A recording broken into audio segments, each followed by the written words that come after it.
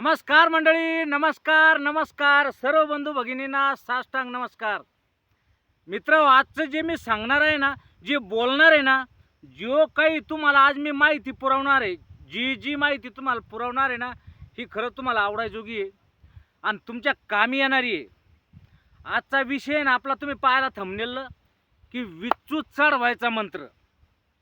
प्रत्येक घरामध्ये आहे ना, शहरी वातावरणामध्ये विच्चू नाही निघत. त्याला माहीत बी नसन, पाहिला असन त्यानं चित्रात. पण जिवंत विंचू मला तरी वाटतं 50% लोकांना पाहिला असन, 50% लोकांना पाहिला नसन शहरामध्ये. पण खेडे वातावरणात म्हणलं ना, गावाकड हे परिसर दिसतो ना, हे आपण गावाकडची माणसं. आपल्या गावाकडच्या माणसाला आहे ना, विंचू म्हणजे काही नाही नवाळ नाही. हे काही आपल्याला एवढं काही नवीन नाही, नवटी गोष्ट नाही. विंचू, साप, अमुक तमुक ह्या ज्या विषारी वस्तू आहे ना, ह्या आपल्या खेड्याकडच्या माणसाला आवर्जून माहिती आहे, सगळ्या माहिती आहे. शहरातल्या गोष्टीचं सोडा, शहरातल्या मंडळीचं सोडा, काय त्याला बिचारायला नाही माहीत. पण कधी प्रसंग घडला तर पाहिजे त्या गोष्टीची माहिती आपल्याला. शेजाऱ्याला कधी त्याला दणका ठेवून एखाद्या इच्छानं, गावाकडं तर मरणाचे दणके ठेवून देते ती इच्छ.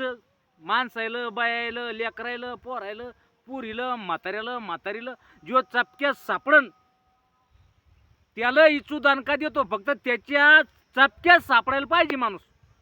माणूसच नाही, जनावर बी येऊ दे त्याच्या तातडीत, त्याच्या तावडीत जी गोष्ट आली, जनावर यो, गाई यो, शेळी यो, बकरू यो, कुत्र यो, मांजर यो, माणूस यो, जे आलं त्याला दणका दिल्याशिवाय राहत नाही. पहा, इच्छू हटकुरी वस्तू आहे म्हणते ती, हटकुरी.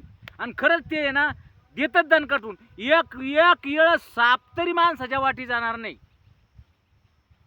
पण इचू आहे का नाही, तो तुमच्या पांघुरात घुसल्याशिवाय राहणार नाही आणि दणका दिल्याशिवाय राहणार नाही. आणि इतका वेगानं पळून जाईन ना कुठं की तुम्हाला सापडणार बी नाही. तर आपल्याला आता विचाबद्दल आपल्याला माहिती घ्यायची, माहिती द्यायची. गावाकडे ना किती बकऱ्या, विचू जर चावला तर माया डोळ्यात देखता बकऱ्या मरेलेत. पर्याय नाही, डॉक्टरकडे बकरी घेऊन जा तुम्ही. डॉक्टरला समजत नाही की नेमकं झालंय काय, नाही समजत डॉक्टरला. बकरी, जनावर, कुत्र, मांजर, कुत्र बी इतकं मरणाचं इवळतो. जर त्याच्या चपक्यात इचू जर डासला कुत्र्याला, रातभर कुत्र बोंबलतय, पळतय. मांजराची तीच गत, बैलाची, गाईची, वासराची, म्हशीची, सगळ्या जनावराची तीच गत. एवढे मोठमोठाल्या मासाडा आहे ना, 5-5, 10-10 क्विंटलच्या मासाडा आहे. पण इतकुसा इचू आहे का नाही, असा मुतवतोच मासाडायला. गाई, म्हशी हे सोडा जनावर आहे, पण माणूस बी त्याच्या जर का तावडीत सापडला तर त्याला बी दणका ठेवून देतं आणि त्याला बी मुतायचा टाईम आणतंय. काही अक्षरशः खोटं बोलणार नाही, तुम्हाला वाटन थोडं वेगळं, पण माणूस बी.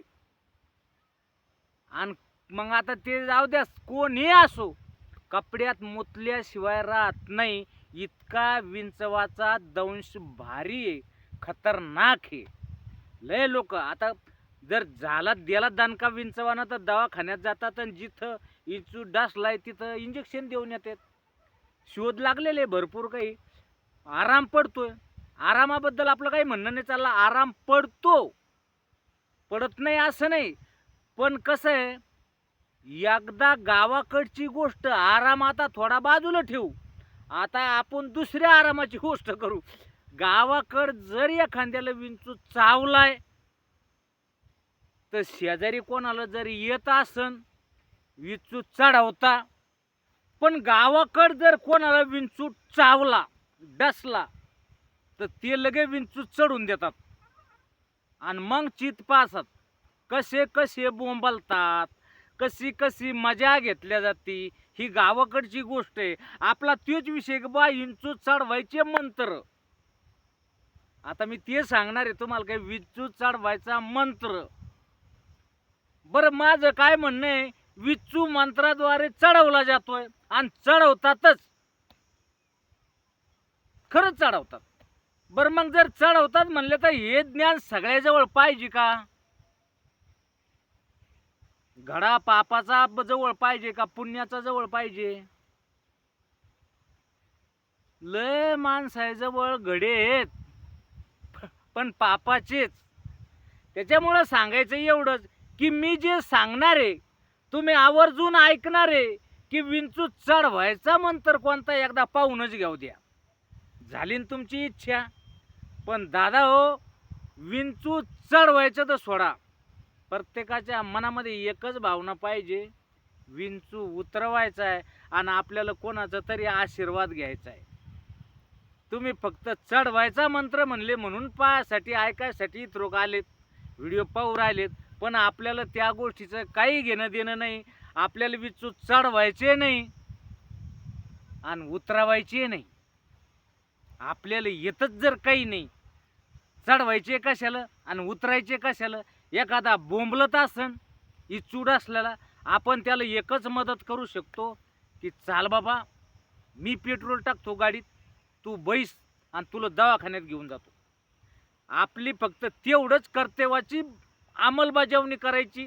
आपल्याला तेवढंच कर्तव्य पाळायचे की फक्त बाबा बैस आणि तुला दवाखान्यात नेतो. मग ते कोणी असो, बाई असल, माणूस असन, म्हातारी असन, लेकरू असन, बाळ असन, कोणी जर असलं तेवढं एक पुण्याचं काम करायचंय. विचूड असलाय चढवायचं काम करायचं नाही. हे मूर्ख माणसाचे काम आहे. आपल्याला त्या गोष्टीत जायचं नाही, आपल्याला काही घेणं देणं नाही. फक्त एकच परोपकाराची भावना ठेवा दादा हो. कोणाला विंचू गावाकडे डसतातच, हमखास चावतातच, तर फक्त एवढं करायचंय, दुःखाचं काय म्हणते ते दुःखाचा प्रसंग वाटून घ्यायचा आहे. कोणाकडे नसते व्यवस्था, कोणाची नसते तर आरबळतात, अंगाला घाम फुटतोय, बीपी वाढते. एवढा साधा खेळ नाही त्या विंचूचा. लय मोठी तकलीफ होती त्या टायमाला. फक्त ज्याला चावलाय त्याला आधार द्या आणि त्या बिचाऱ्याची व्यवस्था करून त्याला दवाखान्यापर्यंत पोहोचा. जर एवढं काही आपण करू शकलो ना तर खरंच आपण पुण्याचा वाटा उचलला असं म्हणता येईल. बरोबर ना? जर हात एक हेतू माझा, एक विचार माझा की बा कोणी चढवू नका, येत असेल तर तुमचे मंत्र तुमच्याजवळ ठेवा, फुलानं काय म्हणतो त्याला ते आच्छादित करून, आच्छादन करून ते मंत्र असे तुमच्या जवळ ठेवा सजवून, पण कोणाच्या दुरुपयोगाच्या कामी आणू नका. ते मंत्र असतील तर ते झाकून ठेवा. फक्त तुम्हाला येत असेल तर चांगलं करा, वाईट करू नका. वाईटानं कोणाचं चांगलं झालं नाही आणि वाईट जर करसान तर तुमचं वाईट झाल्याशिवाय राहणार नाही.